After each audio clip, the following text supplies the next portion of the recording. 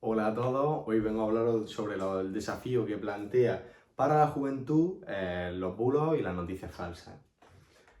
Para comenzar, os haré un pequeño índice de esta presentación. La presentación va a tener una pequeña introducción que realizaré ahora posteriormente. Voy a hablar sobre la politización de los medios, que bajo mi punto de vista es un tema que no se le da mucha importancia y yo hoy le voy a dar la voz que se merece. Las nuevas fuentes de información a las que recurrimos los jóvenes, las aplicaciones poco restrictivas en las que se distribuye y prolifera esta información, el dilema actual que se plantean por todo lo anteriormente mencionado y la solución para erradicar este problema. La solución más democrática, a lo mejor erradicar del todo no, pero para hacer bastante daño al problema, sí. Comenzaremos con la introducción. Hoy en día, como bien sabido, los jóvenes estamos expuestos a infinidad de información. Ocurren un montón de sucesos diariamente y se publican un montón de noticias. Esto lo que provoca es que se cuelen algunas noticias falsas o bulos y no beneficien a la población. Y luego también tendríamos las nuevas creaciones, que las nuevas creaciones es la inteligencia artificial, que gracias a estas se pueden crear noticias falsas, bulos, archivos, imágenes, todo. Puede incluso hasta hablar con ella actualmente. Entonces, lo que sería negativo de esto es que se podrían generar con fácil acceso y súper rápido a estas informaciones que dañan mucho a imagen tanto de individuos como de acciones políticas, como de, vamos, todo, lo pueden dañar todo. Comenzaré con la politización de los medios. La politización de los medios de comunicación se debe a que la política tiene tanta importancia globalmente, que manejan tanto dinero y tanta tráfico de influencia, que siempre se da el caso de que utilizan los medios de comunicación para intentar controlar un poquito a los votantes, ¿no? No a todos los medios de comunicación, obviamente, hay medios de comunicación más afines a un lado y a otro político.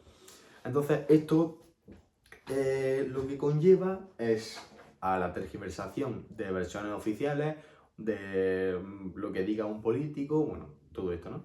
Tenemos varios ejemplos de noticias falsas que se han publicado, ¿no? Primero comenzaré con un ejemplo a nivel internacional, ¿no? Al principio de la guerra de Ucrania se publicó un vídeo de un videojuego en el que aparecía como un caza, un avión militar, realizaba un ataque sobre una zona civil, ¿no? Un edificio. Esto se demostró luego que era un vídeo de un videojuego, entonces pues generó bastante crítica y bastante descontento entre la población, sobre todo los más jóvenes. Luego tenemos un ejemplo nacional que sería el ejemplo de la Comunidad de Madrid, que durante la fase del desconfinamiento se le acusaba de estar llevando un desconfinamiento bastante acelerado, ¿no? Entonces se le acusó con un vídeo de una playa abarrocada. Obviamente, persona español medio que tenga un poquito de ubicación geográfica sabrá que Madrid no está rodeado por ningún tipo de playa y que es imposible que en Madrid haya una playa no de agua salada, ¿no? O sea, en el mar.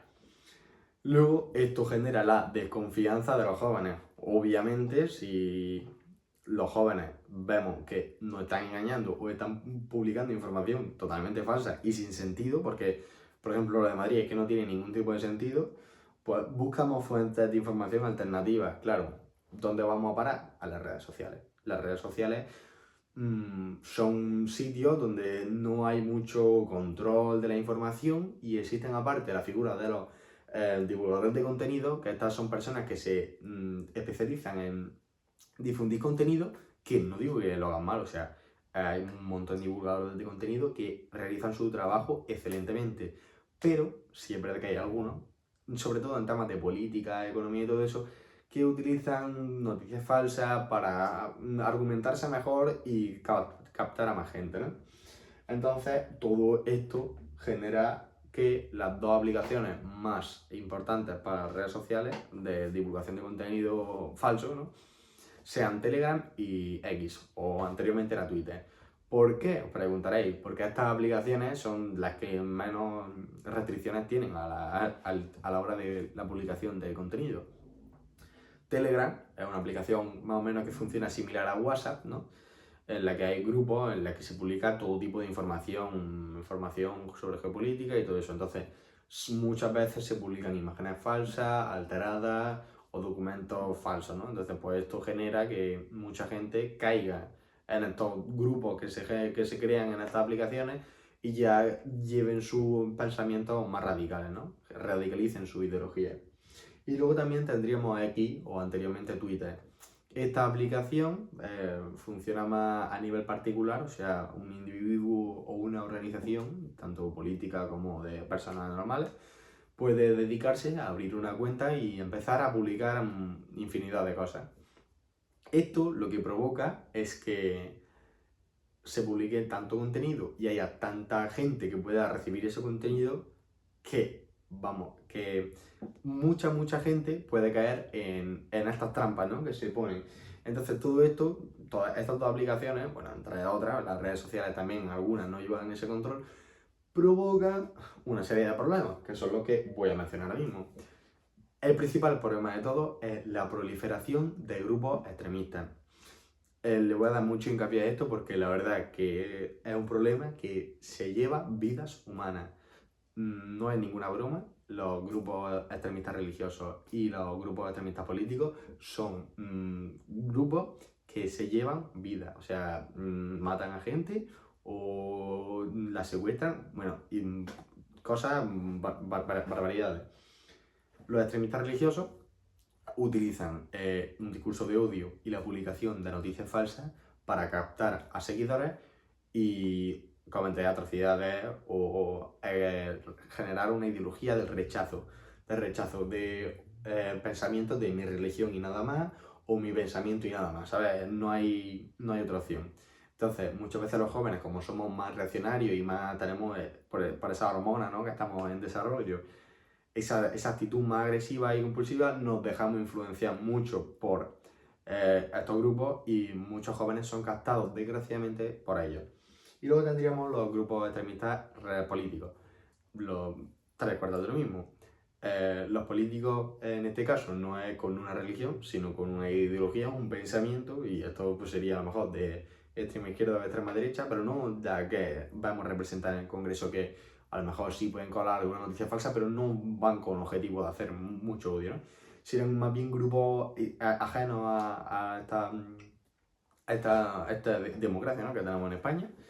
Y estos grupos tienen como principal objetivo captar jóvenes y fomentan discursos de odio altamente peligrosos. Discursos de odio que buscan la destrucción de la, del país tal y como lo conocemos, ¿no? Discursos en contra de los cuerpos y fuerzas de seguridad del Estado. Bueno, unos discursos que la verdad que incitan a la gente a hacer el mal en vez del bien.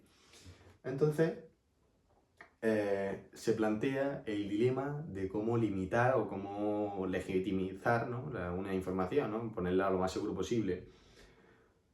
Remedio, pues sería el filtro de la noticia falsa. Claro, partimos de la base que ese filtro lo tiene que poner el gobierno, porque sería una administración lo bastante fuerte como para limitar eso. Entonces, el gobierno debería de estar apoyado por la oposición, porque si no está apoyado por la oposición y lo hace de manera unilateralmente, se plantea el siguiente problema. Si una ideología política se dedica a limitar información, podría tomarse o denominarse un poquito deriva dictatorial, ¿no? Porque si tú limitas a los demás y no limitas lo tuyo, porque lo haces tú solo, entonces ahí se generaría otro problema. Pero en el caso de contar con el apoyo del gobierno, bajo mi punto de vista, de la oposición que diga, bajo mi punto de vista no tendríamos ningún problema así como tal, ¿no? Entonces la posible solución a este problema sería respetando la libertad y los derechos de las personas, ¿no? Sería una campaña de concienciación pública con el apoyo de los particulares, o sea, con el apoyo de los padres o de los tutores legales o de la gente que se haga cargo de esos jóvenes. Eso comenzaría desde las etapas más bajas de la educación, a lo mejor comienza en sexto de primaria o quinto, cuando ya vamos desarrollando un poquito más, no somos, son niños todavía, pero ya tienen un poquito más de conciencia y ya se les puede empezar a hablar de los peligros que hay en el exterior y cómo evitarlos, ¿no? Entonces, bajo mi punto de vista, ese sería el mejor problema, la mejor solución, combinar fuerza pública y fuerza de autoridad, ¿no? De tus padres o de tus tutores legales para solventar este problema. Bueno, y con esto daría por terminada esta breve pero importante exposición sobre las noticias falsas y los bulos. Muchísimas gracias por atender y un abrazo.